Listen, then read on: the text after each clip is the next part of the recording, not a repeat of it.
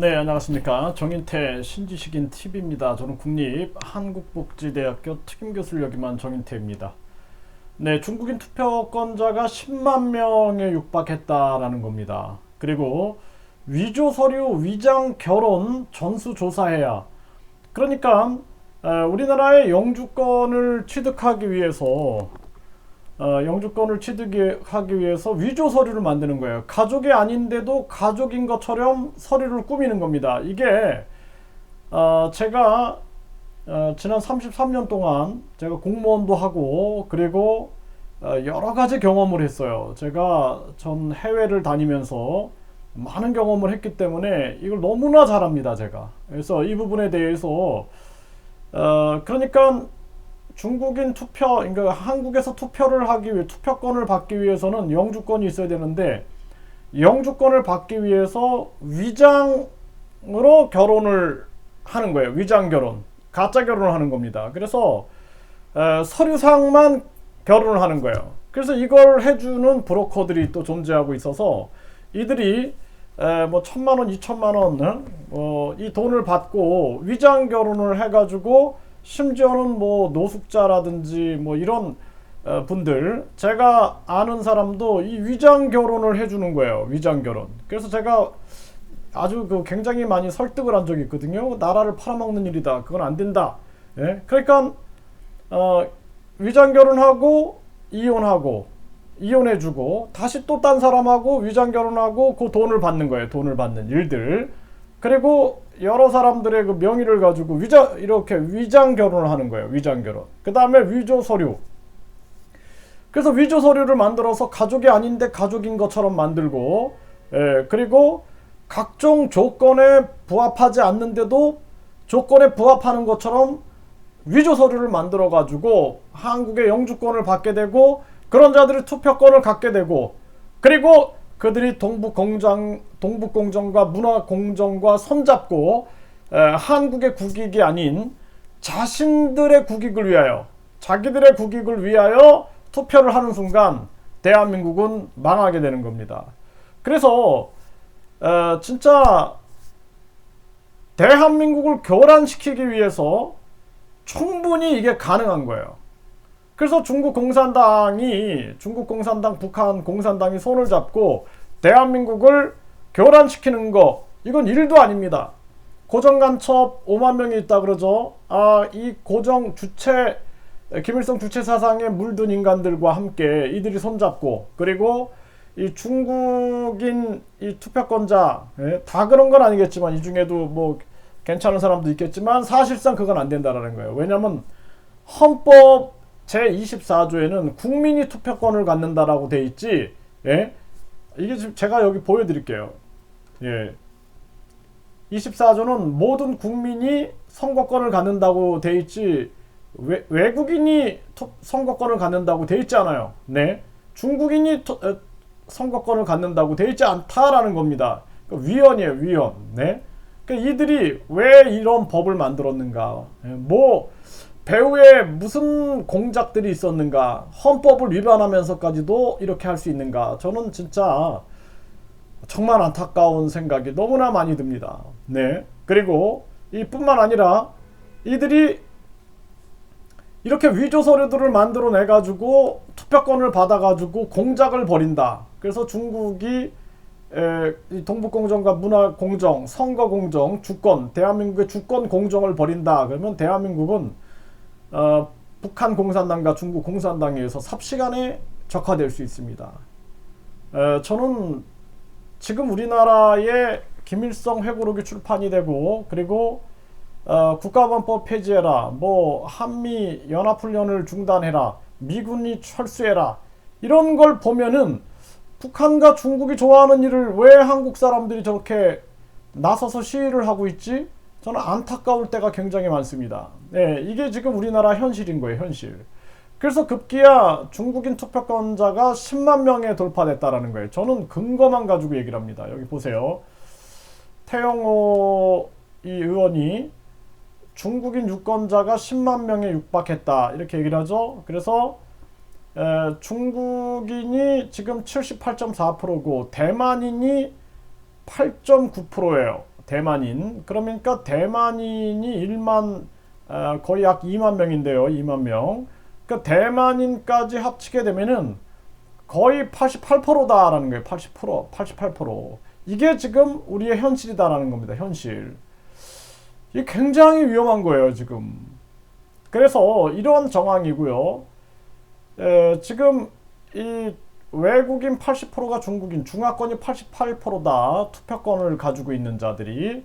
그리고 이 국적법 개정안 중국인들한테 특혜를 주는 거예요. 특혜를 줘서 이것도 마찬가지예요. 위조 서류가 엄청 많이 만들어줄 수 있습니다. 그래서 국적을 줘버리는 거예요. 아예.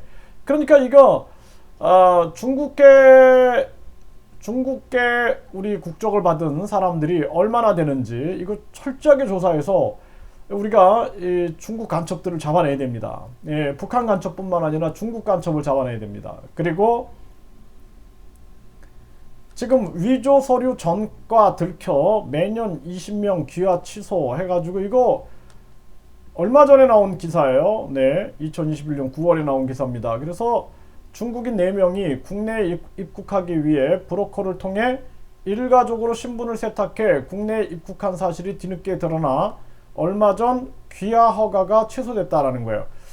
그래서 이 일가족으로 신분을 세탁해가지고 국내에 입국해서 귀화를 받았다라는 거죠. 귀화. 그러니까 국적을 받았다라는 거예요. 이게 취소됐다라는 겁니다. 그래서 한국에 불법 체류하다가 적발돼 강제 퇴거한 적이 있지만 브로커를 통해 신분을 세탁하고 입국해 한국인과 위장 결혼을 한 일도 있었다. 위장 결혼을 하는 거예요. 이렇게. 그래서 추후 위장 결혼 사실이 적발돼 형을 받았다. 이렇게 나오죠. 그래서 이 법무부로부터 정식 귀화 허가를 받았다가 뒤늦게 취소된 사례가 한 해 20명이다. 이게 잡힌 것만 20명이에요. 잡힌 거. 못 잡습니다. 이거 잡기가 쉽지가 않아요.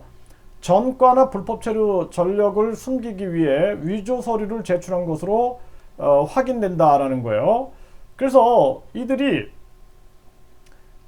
타인 명의의 국적을 취득한 경우 허위 가족관계 증명서를 제출해 국적을 취득한 경우, 그러니까 타인 명의로 국적을 취득하고 허위 가족관계 증명서를 제출하는 거예요. 이렇게 이것이 가능한 거예요.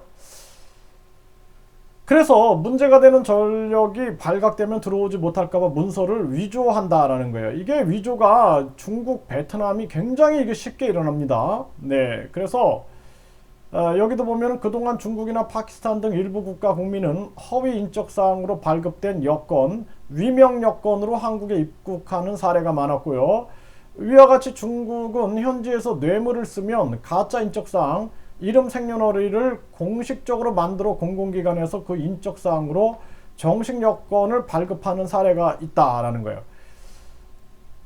이때 국내에선 가짜 인적사항인지 확인할 방법이 없다라는 거예요. 사실상. 그러니까 제가 이제 한국어를 외국인들한테 가르치잖아요. 그러면은 이 학생이 나이가 14살인데 이게 위장 결혼을 하려고 하는, 가짜 결혼을 하려고 이 나이를 20살로 둔갑시키는 겁니다. 그래가지고 위장 결혼을 하는 경우가 있는 거예요. 또 뭐 베트남 같은 경우도 보면은 베트남 사람하고 이미 결혼을 해놓고 위장 서류를 만들어가지고 이 결혼 안 한 것처럼 만들고 들어오는 경우도 있어요. 그러니까 이런 것들이 공안들하고 손을 잡고 공안한테 돈을 주고 브로커들한테 돈을 주고 심지어는 대한민국 영사들한테 돈을 주고 이런 짓을 하고 있다라는 겁니다. 예? 제가 이런 거를 계속 얘기하잖아요. 그래서 이거 제가 모든 이 근거를 가지고 이렇게 말씀을 드릴게요. 이런 정황들. 네. 그래서 여기도 보면은 노래방 도우미를 하다가 벌금형을 받은 중국 여성의 귀화 거부 처분이 적법하다는 판결을 내리기도 했는데, 한국인 남편과 이혼한 뒤 우리나라 국적의 미성년 아이를 홀로 키우던 중국 여성, 뭐 이런 경우도 되게 많아요. 그러니까 위장 결혼했기 때문에 의도적으로 이혼을 하는 거예요. 의도적으로. 그래서 물론 훌륭한 사람들도 있어요. 제가 가르치는 학생들 보면은 정말 훌륭한 그런 학생들도 있습니다. 그래서 진짜 한국인들보다 더 행복한 가정을 이끄는 그러한 사람들도 있는데, 이런 사람들도 있다라는 거예요. 이런 사람들. 그래서 지금 여기 보면은 이 기아를 할 때 보면은 여러 가지 문제점이 드러나고 있다라는 거죠. 그래서 이거 제가 영사 간 비리, 대사 간 비리, 그리고 브로커 비리, 그리고 외국인 근로자들, 또 외국인 계절 근로자들 비리, 이걸 제가 아주 너무나 잘 압니다. 네, 그래서 이 외국인 비자 문제에 대한 비리, 그리고 이것이 어떻게 선거권으로 연결되는가, 이러한 부분들. 그래서 우리나라가, 저는 한국에 와가지고 한국이 왜 이렇게 갑자기 인간성이 추락해버리고 이상하게 돼버렸지라는 생각을 참 많이 했어요. 그리고 한국이 미친 것 같다라는 생각을 참 많이 했는데, 이게 공작이 있다, 분명히 공작이 있다라는 거예요. 그래서 여러분들이, 제가 이거 아주 저는 생활 동반자법을 찬성하는 사람이에요. 저는 굉장히 합리적인 사람입니다. 저는 생활 동반자법을 찬성하는 사람이고, 저는 장애인, 그리고 유아교육을 전공한 사람이에요. 유아교육.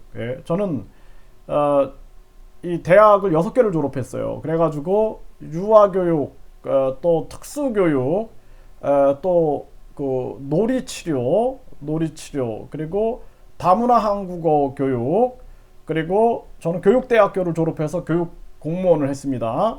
네, 그리고 법학과를 졸업했어요. 법학과. 네, 그리고 또 유아교육을 또 제가 대학원에서 전공을 했는데, 저는 아주 극우도 아니에요. 저는 그냥 평범한 사람입니다. 교육 공무원 출신의, 진짜 어린이들을 사랑하는 평범한 사람인데, 제가 아주 극우처럼 얘기를 하지만 사실 극우가 아니에요. 저는. 그리고 저는 생활 동반자법을 찬성하는 사람입니다. 근데 지금 이런 정황이다라는 거예요. 한국이. 그러니까 한국의 위험성을 저는 아주 깊이 지금 인지하고 있다. 이것을 국민 여러분들께 알려드리고자 하는 것입니다.